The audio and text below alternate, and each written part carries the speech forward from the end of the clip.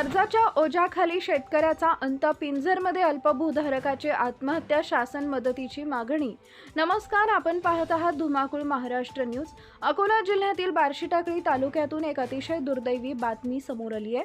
पिंजर येथील अल्पभूधारक शेतकरी कैलास उर्फ पिंटू माधवराव वानखडे वय वर्ष 40 यांनी कर्जाच्या तणावातून आपल्या शेतात विषारी द्रव्य प्राशन करून आत्महत्या केली। सततची नापिकी, कमी उत्पन्न आणि वाढते कर्ज यामुळे ते प्रचंड मानसिक तणावाखाली होते।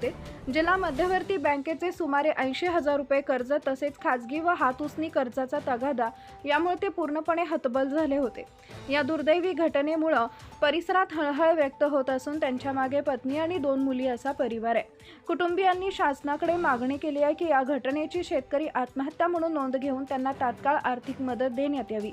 दरम्यान पिंजर पोलिसांनी या प्रकरणी अकस्मात मृत्यूची नोंद केली असून पुढील तपास सुरू आहे। आपल्या परिसरातील ताज्या आणि महत्त्वाच्या बातम्या पाहण्यासाठी आजच आपल्या धुमाकूळ महाराष्ट्र न्यूजला YouTube वर सबस्क्राइब करा आणि बेल आयकॉन प्रेस करा।